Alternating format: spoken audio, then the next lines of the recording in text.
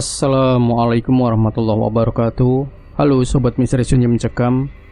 Kembali kami hadir menjumpai Anda. Seperti biasa kami akan menyuguhkan cerita-cerita misteri yang menarik. Dan kesempatan kali ini kami sudah menyiapkan sebuah kisah misteri yang berjudul Banyak terjadi hal aneh di rumah mertuaku. Entah semua ini hukuman atau cobaan, hingga saat ini pun aku masih belum bisa menjelaskan. Hidup yang sebelumnya dijalani dengan baik-baik saja, waktu itu tiba-tiba berubah tidak terduga setelah aku memutuskan untuk menikah dengan laki-laki pilihanku yang bernama Mas Tommy. Awalnya semua keluargaku memang menolak keras ketika aku menikah dengan Mas Tommy, dengan alasan Mas Tommy adalah laki-laki perantauan yang belum jelas asal-usulnya. Bahkan tidak berhenti di situ saja. Waktu itu nenekku adalah orang pertama yang menolak keras hubunganku dengan Mas Tommy, karena beliau mengaku melihat sesuatu yang tidak baik dari diri Mas Tommy. Semua itu tentu saja bukanlah tanpa alasan, karena setiap kali Mas Tommy ku ajak main ke rumahku, nenekku selalu tiba-tiba terlihat ketakutan, entah kenapa, dan tidak jarang pula kami seketika diusir keluar dari rumahnya. Hal itulah yang akhirnya membuat hubunganku dengan Mas Tommy bisa dibilang tidak direstui, dan bahkan bisa dikatakan sudah mustahil jika aku dan Mas Tommy ingin melanjutkan hubungan sampai ke jenjang pernikahan. Namun sayangnya, semua itu tidak sedikit pun membuatku ingin meninggalkan Mas Tommy. Sosok Mas Tommy yang kukenal sangat baik, ditambah rasa cintaku yang sudah sangat tinggi. Akhirnya kami pun saat itu sepakat memutuskan untuk kawin lari. Dan singkat cerita, waktu itu aku kabur jauh dari rumahku dan tinggal bersama Mas Tommy di salah satu rumah kontrakan yang ada di pusat kota Jakarta. Di situ akhirnya aku pun menikah dengan Mas Tommy dan memulai kehidupan yang memang sudah lama ku idam-idamkan, yaitu hidup bahagia bersama Mas Tommy. Namun sayangnya, belum lama kami menjalin hubungan sebagai suami istri. Waktu itu tiba-tiba aku mendengar kabar yang sangat mengejutkan dari kampung halaman Mas Tommy yang ada di Banyuwangi. Bahwasanya ayah dari Mas Tommy yang tidak lain dan tidak bukan adalah mertuaku. Waktu itu tiba-tiba dinyatakan meninggal dunia karena sakit yang telah dideritanya. Mendengar hal itu, di hari itu juga aku pun seketika diajak untuk pulang ke kampung halaman Mas Tommy yang memang terletak sangat jauh jaraknya. Sepanjang perjalanan pulang, tentu saja aku terus menenangkan Mas Tommy yang saat itu terlihat sangat terpukul dengan kematian ayahnya. Isak tangis yang sudah tidak lagi bisa dia tahan, ditambah dengan rasa kecewa yang sepertinya telah menyelimutinya, membuat perasaan waktu itu sudah tidak lagi bisa diungkapkan dengan kata-kata. Di situ, sebagai seorang istri, aku terus menghiburnya agar suamiku tidak terlalu jauh jatuh di dalam kesedihannya.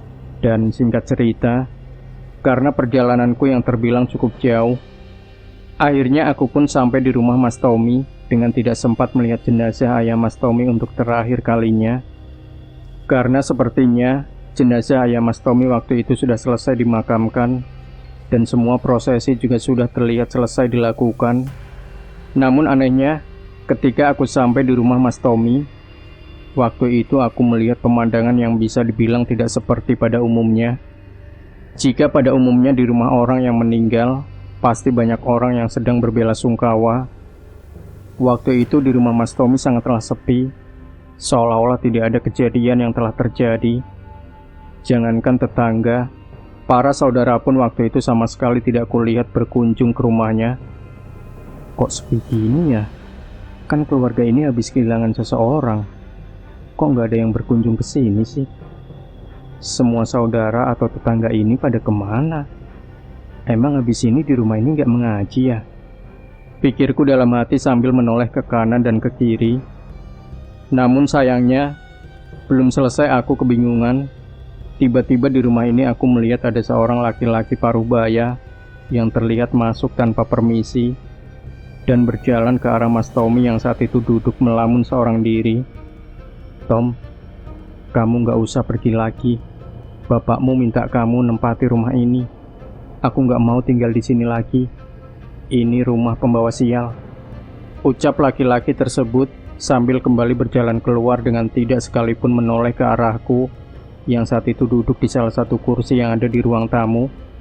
Mengetahui hal itu, aku pun hanya diam dan kemudian berjalan pelan ke arah Mas Tommy yang saat itu terlihat masih duduk di tempat duduknya. "Mas, makan dulu ya. Kamu seharian gak makan," ucapku sambil mengelus-elus pundak Mas Tommy. Namun anehnya, bukannya menjawab pertanyaanku. Waktu itu Mas Tommy malah menatapku dan akhirnya ia pun mengucapkan sesuatu. "Dek, sementara kita tinggal di sini dulu ya. Kita nggak usah kembali lagi ke Jakarta. Rumah ini nggak ada yang nempati. Anak ayah cuma aku satu-satunya. Nanti kalau keadaan sudah tenang dan kita sudah punya anak, kita pulang ke rumahmu untuk menemui orang tuamu. Gimana?" ucap Mas Tommy pelan. Mendengar hal itu, aku pun hanya diam dan mengangguk, karena aku pun tahu, saat itu Mas Tommy adalah suamiku, yang aku memang harus menghormati semua keputusannya. Dan singkat cerita, akhirnya aku pun setuju untuk menempati rumah peninggalan dari orang tua Mas Tommy tersebut. Masih sangat teringat jelas di kepalaku. Masih beberapa hari aku tinggal di rumah tersebut. Tentu saja aku pun bersilaturahmi ke para tetangga kanan dan kiri, sembari mengenalkan diri jika aku adalah istri dari Mas Tommy yang akan hidup di kampung ini. Namun anehnya, bukannya menyambut, waktu itu tidak ada satupun para tetangga yang terlihat ramah kepadaku. Semuanya terlihat acuh, bahkan bisa dikatakan para tetangga Mas Tommy waktu itu tidak terlihat senang dengan kehadiranku di rumah itu. Mengetahui hal itu, aku pun mencoba tetap sabar dan terus memberikan senyuman meski tidak ada yang menghiraukan. Dan pada akhirnya, di kampung tersebut, aku benar-benar merasa hidup seorang diri dengan tidak ada satupun tetangga yang kukenali, dan tidak ada satupun saudara Mas Tommy yang datang ke rumah, walau sekedar untuk mengunjungi.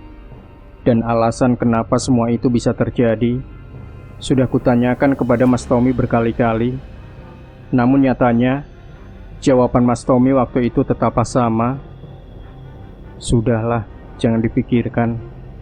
Dan singkat cerita, akhirnya semua keanehan itu pun terjadi. Pagi itu, ketika aku memulai aktivitasku, aku tiba-tiba melihat adanya tanah yang terlihat bercecer di bagian dalam rumahku.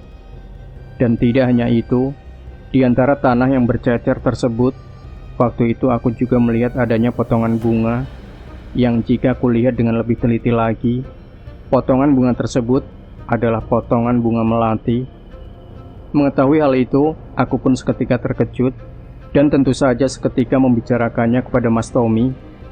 Namun anehnya, bukannya menanggapi, waktu itu Mas Tommy hanya diam sambil terus berjalan pergi, dengan alasan semua itu sudah menjadi hal biasa di rumah ini. "Sudah, jangan dipikirkan. Aku mau keluar dulu ya," ucap Mas Tommy dengan berjalan pergi. Mendengar hal itu, aku pun mencoba bersikap biasa dengan tidak berpikiran kemana-mana, karena kulihat Mas Tommy juga terlihat santai dengan semua keadaan yang ada. Tapi sayangnya, keesokan harinya, semuanya semakin aneh saja. Pagi itu, aku kembali melihat ceceran darah tersebut sudah terlihat semakin banyak saja. Dan tidak berhenti di situ saja. Waktu itu aku juga melihat adanya sisa ceker ayam yang juga tiba-tiba berserakan entah dari mana asalnya.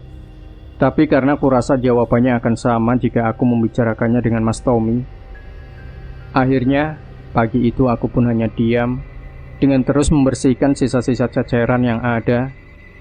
Hingga akhirnya semua kejadian tersebut berlangsung hingga berbulan-bulan lamanya. Setiap pagi, aku pasti melihat adanya bekas ceceran tanah, ceker ayam, cangkang telur, bahkan juga bunga-bunga yang aku pun tidak tahu jenis bunga apa itu namanya. Dan yang paling membuat aku keheranan adalah, selama aku tinggal di rumah itu, nasi yang setiap hari ku masak pasti selalu tiba-tiba basi entah kenapa. Listrik yang sebelumnya tidak apapun, waktu itu juga sering sekali tiba-tiba mati meskipun semuanya sudah dibenahi. Dan tidak hanya itu, hawa di dalam rumah yang selalu panas, ditambah semua hewan peliharaanku yang kuat hidup hanya sampai beberapa hari, rasanya sudah memberi tanda jika rumah itu memang tidak seharusnya ditempati. Dan singkat cerita, karena aku sudah tidak tahan lagi, akhirnya di suatu malam sebelum aku beristirahat, aku pun membicarakan semua keanehan tersebut dengan nada yang sedikit tinggi. "Mas, rumah ini kok aneh ya mas?" tanya aku dengan menyusul Mas Tommy yang saat itu terlihat duduk di salah satu kursi ruang tamu. "Sudahlah dek, aku capek," sahut Mas Tommy. "Kamu ini, setiap kali aku tanya tentang rumah ini, jawabannya selalu saja begitu. Kamu ini kenapa sih mas? Lihat dong, rumah ini gak beres. Masa tiap hari nasi kita basi? Padahal rice cooker sudah diganti, listrik juga mati, dan ada tanah aneh di setiap pagi. Kamu malah santai gitu. Kamu sembunyiin apa sih mas? Pikiranku gak enak tinggal di sini. Tiap malam aku mimpi aneh," ucapku keras.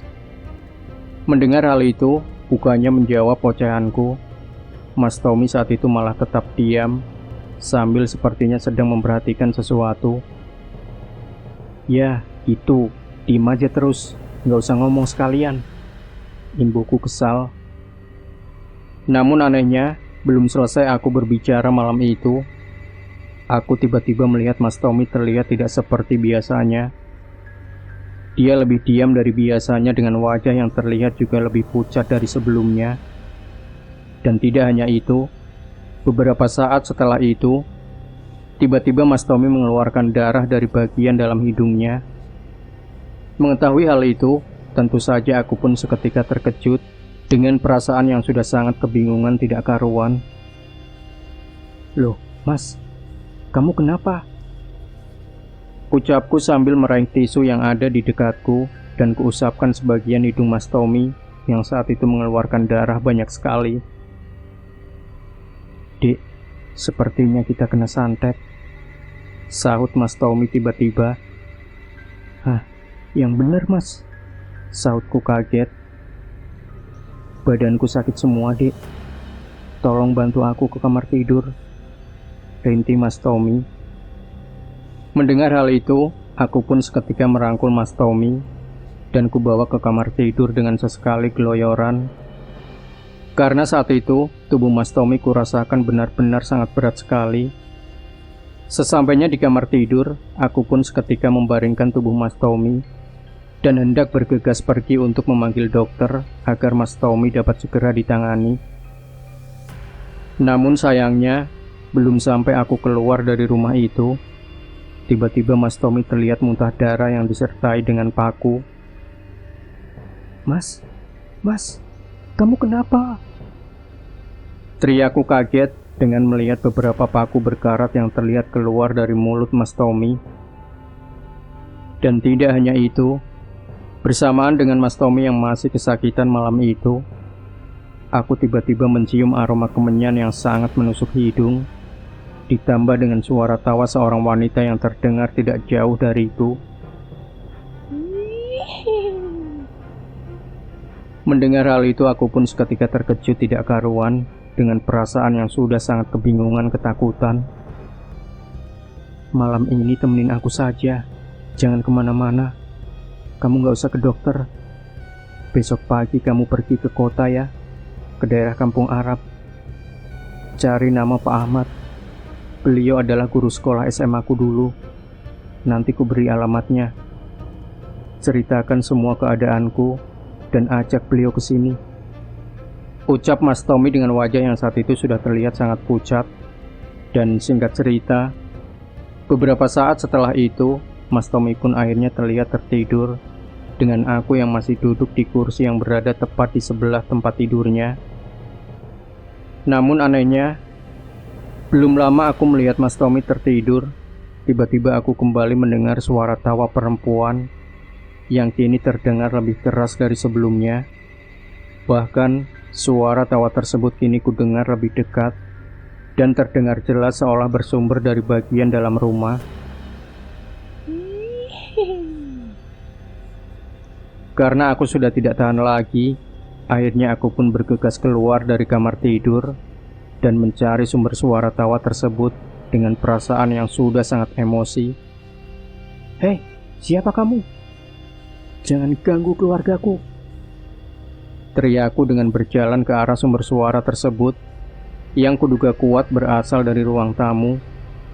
Namun anehnya, sesampainya aku di ruang tamu malam itu, aku melihat dengan mata kepalaku sendiri ada sosok perempuan paruh baya yang memakai baju merah panjang yang berdiri tepat di pojokan kursi ruang tamu malam itu. Sosok perempuan tersebut berambut sangat panjang, dengan wajahnya yang terlihat meleleh, layaknya orang habis tersiram air panas. Mengetahui hal itu, jantungku seolah-olah berhenti berdetak. Mataku melotot dengan mulut yang juga tiba-tiba terasa sulit digerakkan. Dan tidak berhenti di situ saja. Malam itu, aku juga tiba-tiba tidak bisa bergerak, dengan hanya berdiri diam dengan seluruh tubuh yang juga sangat gemetaran tidak karuan. Di saat itu, setelah beberapa saat aku melihat sosok tersebut berada di pojokan ruang tamu. Malam itu, sosok tersebut tiba-tiba berjalan dengan sangat cepat, maju mendekatiku, dan seketika mengelus-elus pipiku dengan tangan hitamnya yang saat itu terlihat benar-benar sangat menyeramkan. "Kamu mau apa? Kamu bukan siapa-siapa." Kata-kata itulah yang kudengar lirih diucapkan oleh sosok tersebut.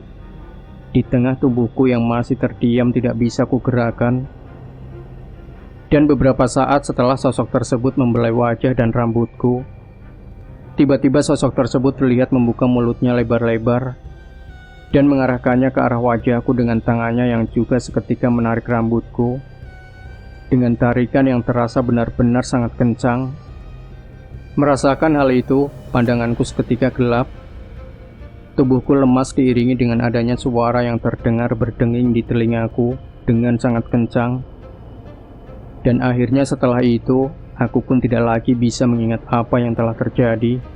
Semuanya tiba-tiba menjadi gelap dengan keadaan yang tidak lagi bisa aku mengerti.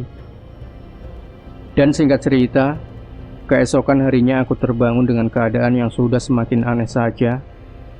Pagi itu, aku tiba-tiba terbangun, tepat berada di depan tungku api yang terletak di pojokan dapur rumah itu.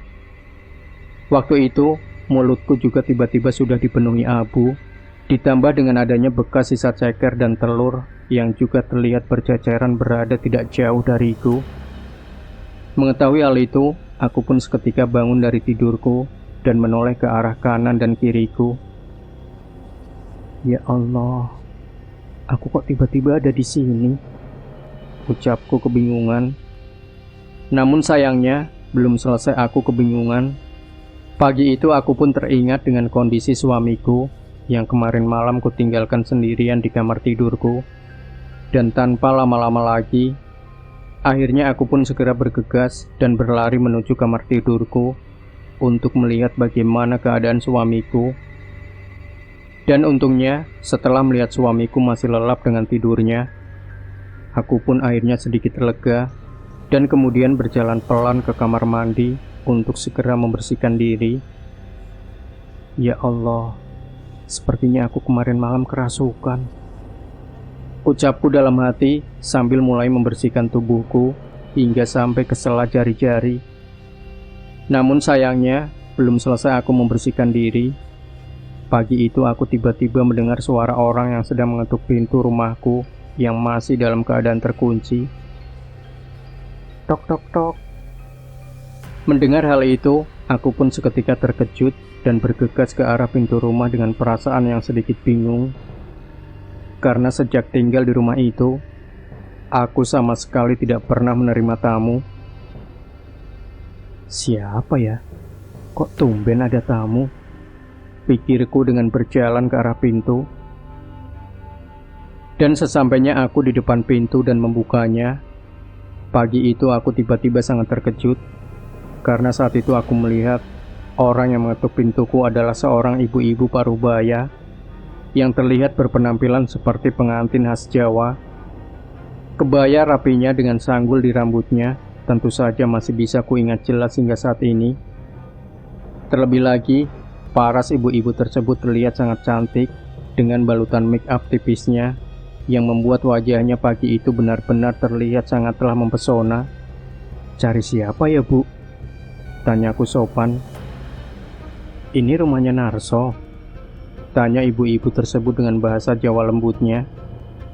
"Oh iya, Bu, tapi Bapak sudah tidak ada," jawabku sopan karena ku tahu Narso adalah nama dari ayah Mas Tommy. "Jadi kamu menantunya? Suamimu mana?" sahut ibu-ibu tersebut dengan melihat ke arah dalam rumah. "Ada, Bu, dia masih tidur." "Oh ya, silakan masuk. Kubuatkan minuman dulu," imbuhku dengan mempersilahkan ibu-ibu tersebut duduk, dan kemudian aku pun melangkahkan kakiku menuju dapur. Tapi anehnya, ketika aku masih di dapur dan membuatkan minuman untuk ibu-ibu tersebut, dari arah dapur aku melihat ibu-ibu tersebut yang sebelumnya duduk di ruang tamu. Waktu itu tiba-tiba terlihat berdiri dan berjalan pelan ke arah kamar tempat di mana suamiku tidur. Mengetahui hal itu, aku pun seketika terkejut dan bergegas menyusul ibu-ibu tersebut dengan perasaan yang juga sangat kebingungan. "Loh, ibu mau ngapain?" teriakku sambil menyusulnya ke arah kamar suamiku.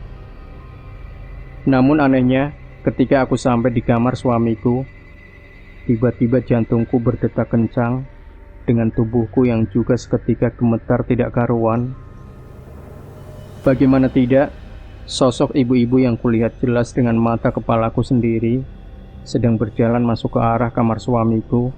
Waktu itu tiba-tiba menghilang begitu saja. "Loh, kok hilang?" ucapku kaget dengan seketika menoleh ke kanan dan ke kiri. Namun sayangnya, belum selesai aku menoleh ke kanan dan ke kiri, pagi itu Mas Tommy yang sebelumnya tertidur pulas, waktu itu tiba-tiba berteriak kencang dengan kembali memuntahkan darah dan paku yang terlihat semakin banyak saja. Dan tidak hanya itu, wajah Mas Tommy juga sudah terlihat sangat pucat, dengan sorot wajahnya yang juga terlihat menjalar keluar, mengecap di sela-sela kulit wajahnya. Mengetahui hal itu, aku pun seketika kembali menenangkannya dan segera pergi ke kota untuk mencari bantuan kepada Pak Ahmad, sesuai dari arahan Mas Tommy sebelumnya. Hingga akhirnya, berbekal informasi yang diberikan oleh Mas Tommy, siang itu pun aku berhasil menemukan kediaman Pak Ahmad, yang ternyata beliau adalah pengasuh salah satu pesantren kecil yang ada di kota tersebut. Dan setelah aku memperkenalkan diri dan menceritakan semua yang terjadi, akhirnya siang itu aku bersama Pak Ahmad dan seorang dokter pun kembali menuju rumah untuk segera mengobati Mas Tommy. Namun sayangnya, sesampainya aku di rumah, waktu itu aku melihat keadaan Mas Tommy sudah sangat mengkhawatirkan saja. Seluruh tubuhnya kejang, ditambah dengan matanya yang melirik ke sana dan kemari. Seolah-olah sudah sempat membuat aku pasrah dengan semua yang terjadi. Dan untungnya, setelah ditangani oleh Pak Ahmad dan dokter yang ada di situ, akhirnya Mas Tommy pun bisa kembali tidur, meski keadaan tubuhnya bisa dikatakan jauh dari kata baik-baik saja. "Besok malam saya kesini lagi. Oh ya, nanti malam jangan tidur di dekat suamimu ya. Sepertinya dia masih dalam kendali ilmu hitam. Takutnya nanti kamu kenapa-napa. Dan mohon maaf, tangan dan kaki suamimu sementara saya ikat dulu, agar tidak terjadi hal-hal yang tidak diinginkan. Tenang saja, tadi suamimu juga sudah disuntik dokter Didi kok. Diberi obat penenang dan obat medis yang dibutuhkan. Jadi, insya Allah semuanya akan aman. Dan nanti malam akan saya terawang dulu dari rumahku. Ada apa sebenarnya di rumah ini?" ucap Pak Ahmad dengan seketika berpamitan pergi. Mendengar hal itu, aku pun seketika mengangguk dengan mengucapkan banyak terima kasih karena sudah bersedia membantuku. Dan setelah kepergian Pak Ahmad, aku pun sejenak melihat bagaimana keadaan suamiku yang saat itu masih terlihat diikat di bagian tangan dan kakinya. Pemandangan waktu itu hingga kini benar-benar masih teringat jelas di benakku. Suami yang kusayang dan kucinta, waktu itu benar-benar diikat layaknya orang yang sedang mengalami gangguan jiwa. Dan singkat cerita, setelah kurasa Mas Tommy sudah lelap dengan tidurnya, aku pun akhirnya masuk ke dalam kamar tidur lain yang terletak tidak jauh dari kamar tidur Mas Tommy. Sore itu, karena aku juga sangat kelelahan, akhirnya aku pun memutuskan untuk segera beristirahat agar tubuhku tetap dalam keadaan baik-baik saja. Dan akhirnya, malam pun tiba. Malam itu, ketika aku masih lelap dengan tidurku, aku tiba-tiba terbangun karena aku mendengar suara Mas Tommy memanggil namaku. Yang ternyata, waktu itu Mas Tommy tiba-tiba kulihat sudah ada di pintu kamar tempat aku tidur malam itu. Dan dengan tidak dalam keadaan terikat, malam itu Mas Tommy benar-benar tiba-tiba sudah dalam keadaan berdiri sambil memandangku. "Loh, Mas, kamu sudah sehat? Siapa tadi yang buka ikatanmu?" tanya aku dengan perasaan yang sedikit keheranan. "Sudah," jawabnya sambil berjalan ke arahku. "Jangan sakit lagi ya, Mas," sahutku pelan sambil memeluk tubuh Mas Tommy yang saat itu berada tepat di depanku. Namun anehnya, bukannya menjawab ucapanku, malam itu Mas Tommy tiba-tiba meraba tubuhku dan langsung menciumiku dengan penuh nafsu. Mengetahui hal itu, aku pun seketika terkejut dan langsung menghentikan tindakan Mas Tommy. Karena ku tahu, Mas Tommy saat itu masih belum benar-benar sembuh dari sakitnya. "Mas, jangan dulu Mas, kamu masih sakit," ucapku. Dan tanpa memperdulikan semua perkataanku, Mas Tommy pun terus saja menciumi seluruh tubuhku dengan sesekali menjambak rambut lurusku. Mas, bentar Mas," rintihku. Singkat cerita, malam itu pun kami berdua melakukan hubungan suami istri yang berbeda daripada sebelumnya. Malam itu, Mas Tommy benar-benar bukan seperti Mas Tommy yang ku kenal biasanya. Dia yang biasanya memperlakukanku dengan lembut ketika berhubungan badan. Malam itu dia benar-benar terlihat kasar dengan tenaga yang lebih kuat daripada sebelumnya.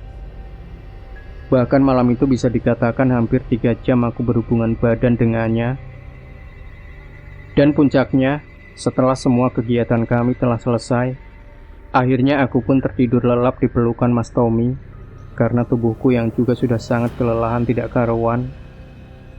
Dan akhirnya malam itu pun berlalu begitu saja. Keesokan harinya, semuanya malah semakin aneh saja.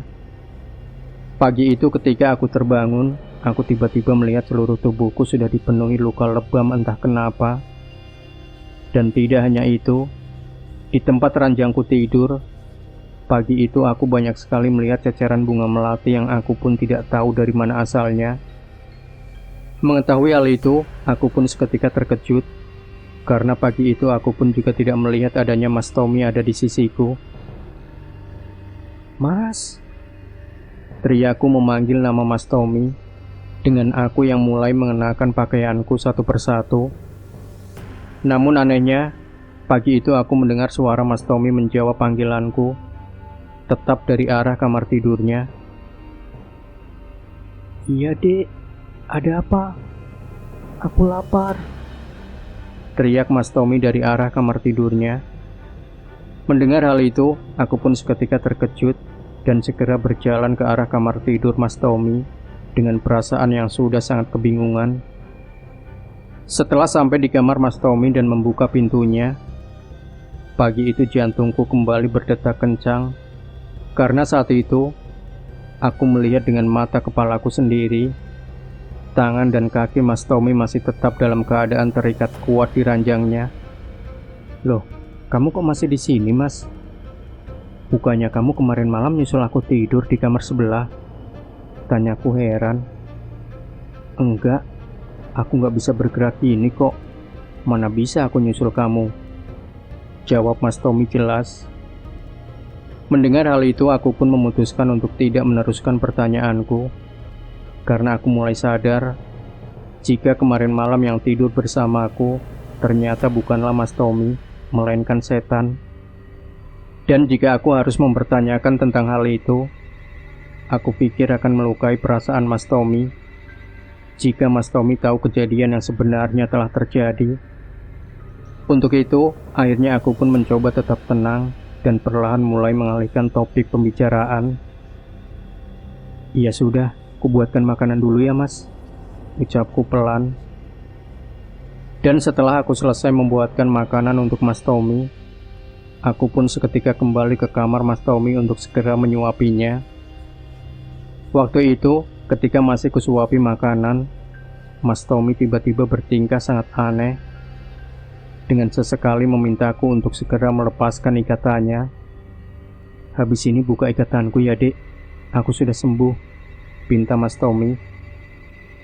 "Jangan dulu ya Mas, nanti saja nunggu Pak Ahmad," sautku pelan.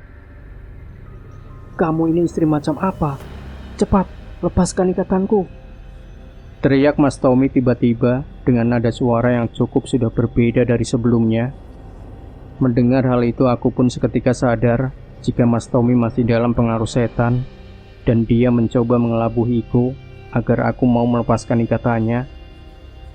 Bahkan waktu itu dia juga sesekali merintih, tertawa, dan sesekali membentakku agar dia bisa segera lepas dari ikatannya. Dan tidak hanya itu, dia juga sesekali terlihat mengeluarkan paku berkarat yang diludahkan keluar dari dalam mulutnya. Mengetahui hal itu, aku pun memutuskan untuk segera kembali mengunjungi Pak Ahmad. Karena aku sudah tidak tega dengan keadaan Mas Tommy yang terlihat sudah semakin mengkhawatirkan saja. Namun sayangnya, ketika aku masih mempersiapkan diri untuk kembali mengunjungi kediaman Pak Ahmad, tiba-tiba dari kemaluanku, aku mengeluarkan banyak sekali darah. Yang ku tahu saat itu bukanlah darah haid yang seperti biasanya. Darah tersebut terus saja keluar, entah kenapa ditambah dengan rasa gatal yang semakin lama terasa semakin sakit saja. Merasakan hal itu, tentu saja aku pun seketika menangis terseduh-seduh. Dengan terus mengusapnya, meski ku tahu darah tersebut terus saja tidak berhenti keluar begitu saja. "Ya Allah, kenapa ini?" Rintihku dengan sesekali mendengar suara Mas Tommy yang terdengar keras tertawa-tawa dari arah kamar tidurnya. Namun untungnya, Tuhan berkehendak lain.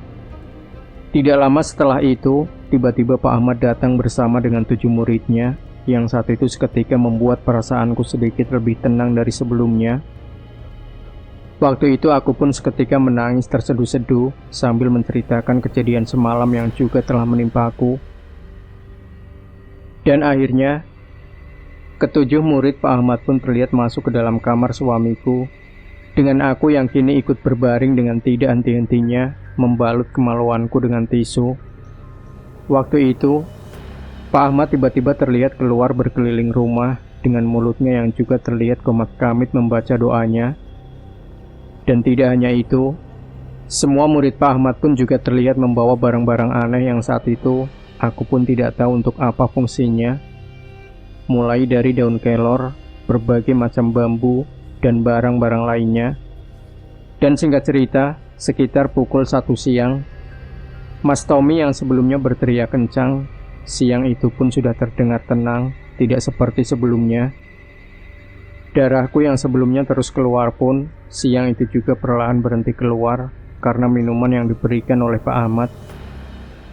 Dan akhirnya di situ Pak Ahmad mulai menceritakan apa yang sepertinya menjadi penyebab dari semua kejadian yang telah terjadi. Keluarga Tommy sepertinya kena santet dari banyak orang. Hal itu sudah bisa kupastikan dari semua bukti yang kutemukan. Di rumah ini, saya melihat tidak hanya ada satu jenis santet yang menyerang, tapi bermacam-macam.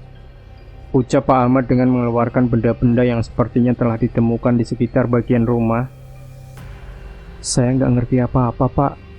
Saya baru sebentar tinggal di rumah ini, dan Mas Tommy tidak pernah cerita tentang hal ini," sautku polos.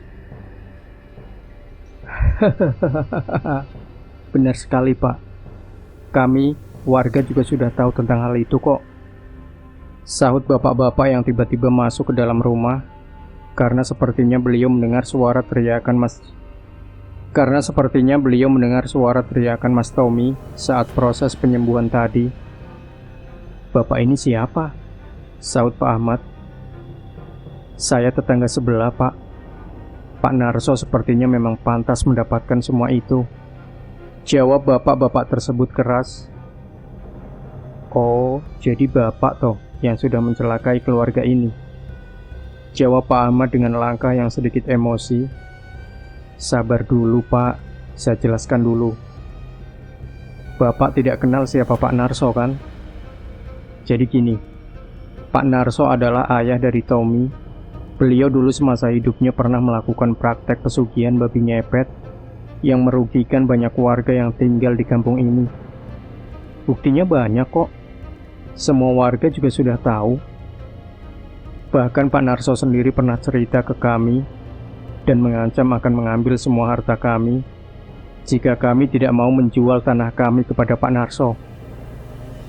Dan mungkin karena ada beberapa warga yang dendam, akhirnya mereka melakukan semua ini kepada Pak Narso. Karena kami pun juga tahu waktu itu jalur hukum tidak akan menang melawan Pak Narso, karena Pak Narso banyak uang. Dalam hal ini, saya juga tidak tahu siapa pengirim santet ini. Yang jelas, semua kejadian ini memang salah dari keluarga ini sendiri. Tanya saja tuh istrinya Tommy. Waktu itu, apa ada warga yang berbelasungkawa ketika kematian Pak Narso? Nggak ada, kan? Terang bapak-bapak tersebut jelas, sembari melihat ke arahku. Dan karena kurasa suasananya semakin memanas, akhirnya aku pun mencoba menengahi dan menyudahi agar masalahnya tidak semakin kemana-mana. "Sudah, Pak, sudah. Kalau keluarga Mas Tommy banyak salah, saya mohon maaf yang sebesar-besarnya. Dan jika ada tanah yang dibeli secara paksa, tolong Bapak beritahu tanahnya yang mana, biar saya yang urus. Kalau perlu langsung saya kembalikan. Karena sekarang keluarga Mas Tommy hanya saya, tidak ada yang lain. Mas Tommy sekarang juga sudah sakit seperti itu. Apa Bapak masih belum puas?" jawabku lantang. "Itu bukan urusan saya. Saya di sini hanya menyampaikan informasi agar kalian tahu betapa biadabnya keluarga ini," jawab bapak-bapak tersebut singkat dengan berjalan pergi keluar dari rumah ini. Dan singkat cerita, akhirnya Pak Ahmad pun berpamitan kepadaku dengan memberi berbagai arahan agar semuanya tetap dalam keadaan baik-baik saja. "Saya pulang ya, Mbak. Saya hanya bisa membantu sampai di sini saja. Insya Allah nanti suamimu nggak muntah paku lagi, karena santetnya sudah saya ambil. Tapi kalau misalnya ada lagi, Mbak boleh panggil saya lagi. Dan jangan lupa, mulai sekarang, rajinlah mengaji tepat di samping Tommy, biar dia segera sadar. Besok Dokter Didi biar kusuruh ke sini untuk melihat bagaimana kondisi suamimu," ucap Pak Ahmad lembut dengan seketika berpamitan pergi dari rumah ini. Mendengar hal itu, aku pun seketika menuruti semua arahan Pak Ahmad dan sekaligus mengucapkan banyak sekali terima kasih karena sudah mau membantu banyak masalah ini. Dan seiring berjalannya waktu, kini Mas Tommy sudah tidak bisa lagi bangun dari tidurnya. Karena menurut Dokter Didi, Mas Tommy terkena penyakit stroke yang Dokter Didi pun sebenarnya juga terheran-heran kenapa penyakit tersebut tiba-tiba bisa menyerang tubuh Mas Tommy. Dan tidak hanya itu, aku pun yang sebelumnya tidak merasakan apa-apa, waktu itu juga tiba-tiba hamil dengan sendirinya. Perutku tiba-tiba membesar begitu saja, seiring dengan kondisi Mas Tommy yang semakin lama sudah sangat terlihat semakin memprihatinkan saja. Bahkan, aku pun juga masih ingat setelah Mas Tommy diobati oleh Pak Ahmad. Hampir di setiap malam, aku selalu mendengar suara lonceng yang terdengar terus-menerus di jam-jam tertentu. Suara lonceng tersebut terdengar jelas mengelilingi rumah, dengan disertai bau bunga melati yang selalu tercium dengan sangat kuat. Namun, karena aku sudah tidak menghiraukannya, aku pun mencoba acuh dengan aku yang terus fokus merawat Mas Tommy yang masih terlihat berjuang melawan penyakitnya. Waktu itu setiap malam, pagi, siang, aku selalu berada di sampingnya untuk memenuhi semua kebutuhannya. Mulai dari makanan dan sebagainya, waktu itu benar-benar kusediakan, meskipun kini perutku sudah semakin besar saja. Sumber keuanganku untuk memenuhi kebutuhan Mas Tommy, waktu itu dari uang penjualan kembali tanah yang menurut warga, dulunya dibeli secara paksa oleh keluarga Mas Tommy. Singkat cerita, kini perutku semakin lama sudah semakin besar saja. Bahkan waktu itu, aku bisa dibilang sudah mulai kesulitan untuk bergerak, walau hanya sesaat saja. Dan akhirnya hari itu pun tiba. Malam itu, di tengah-tengah aku masih sholat malam, tepat di samping ranjang Mas Tommy, tiba-tiba aku mendengar kembali suara gemerincing lonceng yang terdengar semakin lama semakin dekat saja. Suara gemerincing tersebut terdengar jelas dan sepertinya bersumber dari dalam rumah. Mendengar hal itu, aku pun hanya diam dengan terus melanjutkan bacaan doaku, karena saat itu aku masih dalam keadaan sholat malam. Dan tidak hanya itu, di tengah-tengah aku masih dalam keadaan sholat, malam itu aku juga masih sempat melirik ke arah tubuh Mas Tommy, yang saat itu tiba-tiba bergerak melingkar-lingkar entah kenapa. Karena kurasa Mas Tommy saat itu sedang dalam keadaan bermimpi, aku pun terus saja melanjutkan sholatku. Dan kini aku mendengar suara gemerincing aneh tersebut, semakin lama sudah semakin dekat saja. Mendengar hal itu, aku pun seketika memejamkan mataku dengan menahan tubuhku yang saat itu juga sudah mulai bergetar karena ketakutan. Dan puncaknya, ketika sholatku sampai dalam keadaan sujud, malam itu aku melihat ada bayangan hitam yang sepertinya masuk ke dalam kamar yang kutempati saat itu. Bayangan tersebut terpencar sekilas dari arah sajadah yang saat itu memang memantulkan cahaya lampu utama kamar itu. Dan setelah aku bangun dari sujudku, malam itu tiba-tiba tepat di depanku ada sesosok perempuan tua yang sedang jongkok dan menatap ke arahku dengan jarak yang sangat dekat. Wajah sosok tersebut terlihat busuk, dengan bau yang ditimbulkan juga sangat tidak sedap, membuat saat-saat waktu itu tidak akan pernah bisa kulupakan. "Koe minggato, kamu pergi saja," ucap perempuan tua tersebut dengan wajahnya yang benar-benar sangat menyeramkan. Mengetahui semua itu, aku pun berteriak ketakutan dan meloncat menjauh ke belakang dengan seketika. Aku pun berteriak ketakutan dan meloncat menjauh ke belakang, dengan seketika menutup kedua mataku, karena aku yang sudah tidak lagi bisa menahan rasa takut yang kurasakan. Dan tidak berhenti di situ saja. Malam itu, sosok perempuan tersebut juga terlihat merangkak ke atas ranjang dan menjilati tubuh Mas Tommy yang saat itu tiba-tiba bergerak dengan sangat hebat. Dan entah apa yang ada di pikiranku saat itu, aku pun malam itu seketika berlari keluar dari rumah itu dan meminta bantuan kepada para tetangga kanan dan kiriku. Awalnya, para tetangga tidak ada satupun yang bersedia membantuku. Namun setelah aku memohon hingga menyembah di depan mereka, akhirnya mereka pun terlihat luluh dan bersedia membantuku untuk menolong Mas Tommy. Namun sayangnya, ketika aku sampai di dalam rumah malam itu, aku sudah tidak lagi melihat Mas Tommy dalam keadaan bernyawa. Waktu itu tubuh Mas Tommy terlihat kaku dengan lidahnya yang menjulur keluar dari dalam mulutnya. Mengetahui hal itu, aku pun seketika berteriak dan menjerit, karena aku benar-benar merasa belum siap jika ditinggal Mas Tommy untuk pergi selama-lamanya. Dan singkat cerita, karena aku sadar jika semua ini sudah kehendak dari Sang Maha Kuasa, akhirnya aku pun mencoba tetap kuat. Meskipun waktu itu aku sudah sangat frustasi dengan keadaan yang semakin lama terasa sudah semakin berat saja. Dan sayangnya, semuanya tidak berhenti di situ saja. Tepat 40 hari setelah kematian suamiku, waktu itu aku kembali mengalami kejadian yang benar-benar di luar akal dan logika. Benar sekali, pagi itu ketika aku bangun dari tidurku, perutku yang sebelumnya besar, waktu itu tiba-tiba kembali dalam bentuk semula. Semuanya benar-benar kembali normal, seolah-olah aku sama sekali tidak pernah mengalami kehamilan. Mengetahui hal itu, aku pun seketika terkejut bukan main, dengan perasaan yang sangat kebingungan tidak karuan.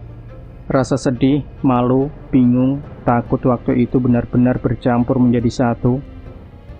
Hingga akhirnya, karena aku tidak mau menjadi omongan para tetangga, akhirnya aku pun memutuskan untuk pergi meninggalkan kampung tersebut dan kembali ke rumah orang tuaku. Kini, setelah semuanya berakhir, akhirnya aku pun kembali hidup bersama orang tuaku, dengan aku yang hingga umur sudah hampir tua ini, masih saja belum mendapatkan seorang lelaki.